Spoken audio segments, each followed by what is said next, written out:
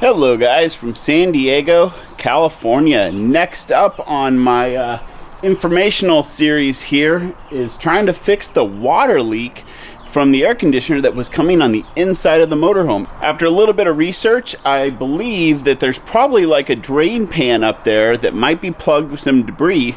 So I'm hoping it's just a matter of climbing up there, cleaning some stuff out, and then I'll be back in business. But keep in mind, I've never done this before, but when you live on the road and you're a do-it-yourself kind of guy, you never back down from a challenge. Here's an old school tip that you may or may not know, but have you ever had your cord come unplugged while you're working? Tie a simple knot. I really doubt I'm going to be lucky enough to have everything I need in this little bag when I climb up there, but there's only one way to find out. All right, I'm up. Let's go see what we have going on here. So we have a duotherm heat pump by Dometic. I see a Phillips head screw there and there, and it looks like there's several all the way around. There were about 12 screws around the base of this thing. I'm pretty sure you guys can figure that part out.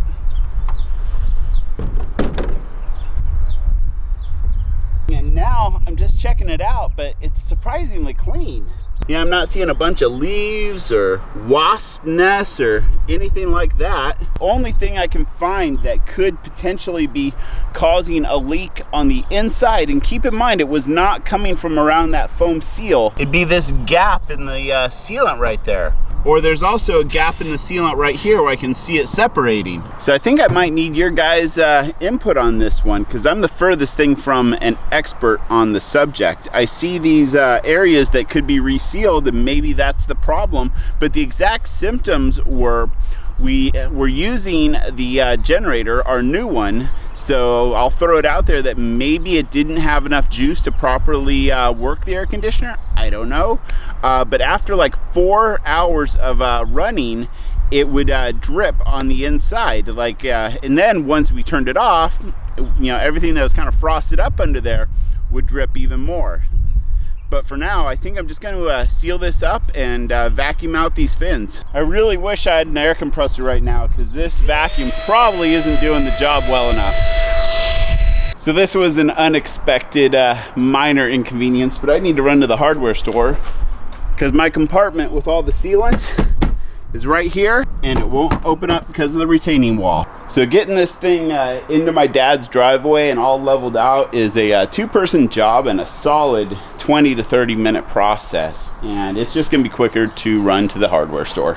Being a boat captain, 5200 is one of my favorite products. It may not be the most ideal product for the job, but I know it will work. This stuff is actually pretty amazing. We use it to seal up the outdrive where it meets up to the transom on boats.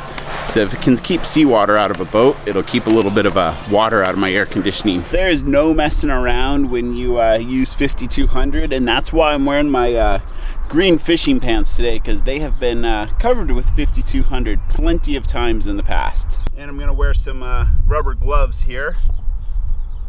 I'll just start with a light bead around the areas that I see that are cracked. And right back in there. The camera's not gonna pick them up, but there are some cracks in here, so I'm just gonna kind of put a little right there and use my finger to spread it around. There it is, and this will have to do the job for now. So I'm gonna go ahead and put this shroud back on, but if you got any input, totally put it in the comment section below. But if not, I'm just going to have to see what happens next time we run the air conditioner, and time will tell.